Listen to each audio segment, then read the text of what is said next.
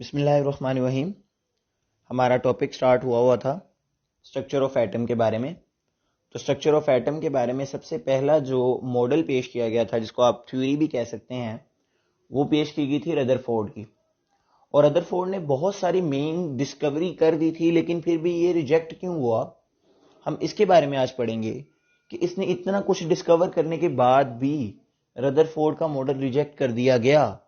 उसकी क्या वजह होगी, वो क्यों रिजेक्ट हुआ, ये सारे सवालात हम आज इसके अंदर एक्सप्लेन करेंगे। चलिए जी स्टार्ट करते हैं।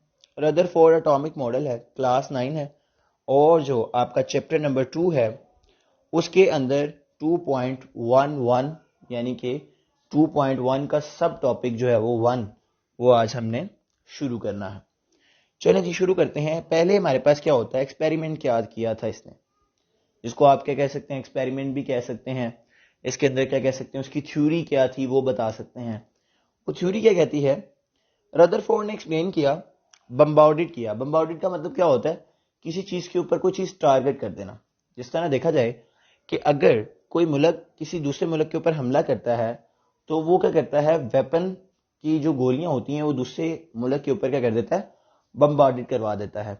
तो अब यही बात इसने की, अल्फा पार्टिकल्स को बम्बार्डेड करवा दिया। किसके ऊपर, गोल्ड की फॉइल के ऊपर। जो आपने मेन चीज याद रखनी है कि कॉइल की थिकनेस कितनी थी। वो जो हमने फॉइल यूज की है गोल्ड की, उसकी थिकनेस कितनी है, ये चीज आपने याद रखनी है। उसकी थिकनेस थी बच्चे 0.00004 सेंटीमीटर। ठीक है जी, तो उसकी थिकनेस जो थी वो इतनी कम थी। अच्छा, अब मैं बताता हूं, आप जब भी मिरर देखते हैं, आपने मिरर देखा होगा घर पे, उसके पीछे जब आप देखते हैं उसको, जब आप उल्टा करते हैं, उल्टा करने में आपको एक चीज नजर आती है। वो चीज ये होती है कि उसकी जो बैक वाली सतह होती है वो पॉलिश हुई होती है। वो पॉलिश हुई होती है मरकरी से। जैसे ही आप उस पॉलिश सतह को रफ कर देते हैं, मतलब कि हटा देते हैं उसकी सतह से, तो वो क्या करेगा, वहां से मिरर क्या हो जाएगा, साफ हो जाएगा, आपको इमेज नजर आना बंद हो जाएगा। तो अब मेरी बात सुने, जब आपने गोल्ड फॉइल के बम्बार्डेड करवा दिए पार्टिकल को, particle alpha particle gold foil के ऊपर बम्बार्ड करवा दिए, तो अब उसकी थिकनेस भी आपने बता दी। तो अब उसको देखेंगे कैसे, उसको आप देखेंगे जी, कहां से, ऑब्जर्व किया इफेक्ट ऑफ फोटोग्राफिक प्लेट और अ स्क्रीन। स्क्रीन थी, उसको कोटेड किससे किया, जिंक सल्फाइड से। इसका जो आप फार्मूला कह सकते हैं वो ZnS होता है, जिंक सल्फाइड होता है।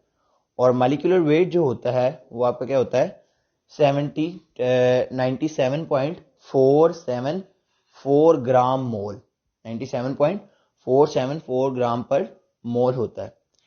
अच्छा जी, मेन पॉइंट जो आपने याद रखना है, ही प्रूव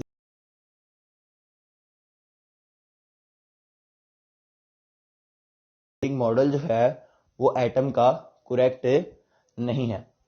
अच्छा जी, उसके बाद आते हैं जी नेक्स्ट स्टेप के ऊपर। ये आपने देखें जी, उसने क्या किया था, एक स्क्रीन रखी हुई है, गोल्ड की फॉइल है, और अल्फा पार्टिकल को वो बम्बार्ड करवा रहा है डिटेक्टिंग स्क्रीन के ऊपर। देख सकते हैं आप क्या हुआ है, अल्फा पार्टिकल्स की वो डायरेक्शन बता रहा है कि कहां कहां पे डिफ्लेक्शन शो हमें हुई है। ये जो पिक्चर ए के अंदर दिखाया गया है, इस पिक्चर के अंदर। और जो पिक्चर बी है, इसके अंदर उसने बताया है, अपने रिजल्ट को बताया है कि बहुत सारी जो है वो रेज जो है वो अल्फा पार्टिकल्स की वो डिफ्लेक्ट हो गई हैं। कोई भी इन्होंने एंगल से डिफ्लेक्शन शो नहीं की, वो इसके अंदर से पास आउट हो गई हैं, और कुछ ने हमारे पास डिफ्लेक्शन शो की है। और ये हमारे पास क्या है, स्ट्रक्चर ऑफ एटम के बारे में इसने हमें बताया है। उसके बाद अगर मूव करते हैं तो एक और डायग्राम के अंदर इसके रिजल्ट को देखा जाता है। अल्फा पार्टिकल्स गोल्ड रेस को इसके अंदर क्या किया, इसने बम्बार्ड करवाया। तो अब इसने देखा कि काफी ज्यादा जो थी वो रेस क्या हो गई हैं, अनडिफ्लेक्शन की, कोई डिफ्लेक्शन शो नहीं की। लेकिन कुछ पॉइंट के ऊपर इसने देखा कि क्या, कि सेंटर पार्टिकल्स के ऊपर या तो ये रेस, अल्फा पार्टिकल्स की जो रेस हैं वो डिफ्लेक्ट बैक यानी कि बाउंस बैक हो गई हैं, या क्या हो गई हैं, किसी एंगल से डिफ्लेक्शन शो इन्होंने की है। तो अब यहां से उसने कंक्लूड क्या निकाला, उसने बताया कि ऑब्जर्वेशन इसने की, almost all particle passes through the foil undeflected, कि वो डिफ्लेक्शन शो नहीं की उन्होंने। उसके बाद कहता है कि out of 20,000 particle only few were deflected at a large angle, इसमें से कुछ ने क्या की थी, डिफ्लेक्शन की थी लार्ज एंगल से, and a few were bounce back, और क्या हो गए थे, कुछ जो है वो उनमें से बाउंस बैक हो गए थे। ठीक है जी। उसके बाद आते हैं ऑब्जर्वेशन, जब आप बता देते हैं उसके बाद आते हैं जी इसके अंदर इसके रिजल्ट क्या थे।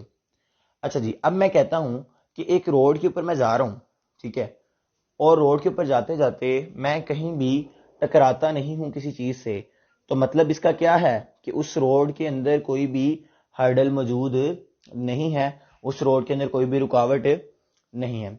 अब अल्फा पार्टिकल को इसने इस एटम के ऊपर बम्बार्ड करवाया, तो इसने देखा कि बहुत सारी अल्फा पार्टिकल की रेज जो हैं वो डिफ्लेक्शन शो नहीं करी। तो अब हमें ये पता चल गया कि एटम का मोस्टली हिस्सा क्या होता है, एम्प्टी स्पेस होता है। अच्छा जी, उसके बाद हमारे पास आता है जी कि centre positive charge in an atom which is called nucleus. ठीक है जी। अच्छा जी, अब मेरी बात सुने कि जब तक कोई हार्ड चीज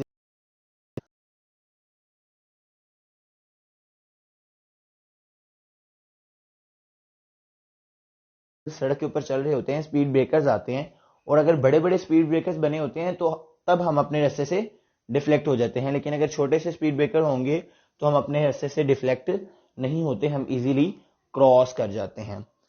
तो अब हमारे पास क्या समझ आई हमें कि nucleus are very hard and dense, बहुत हार्ड है न्यूक्लियस, इसने ये बताया हमें।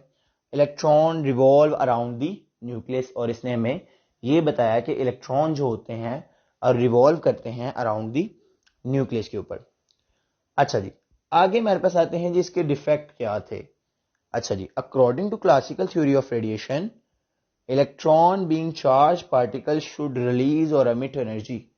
अच्छा जी, ये इसका बेचारे का एक डिफेक्ट जो है वो बहुत जो है वो कहते हैं ना कि अनकुरेक्ट, मतलब कि इसके अंदर कोई कुरेक्शन नहीं थी।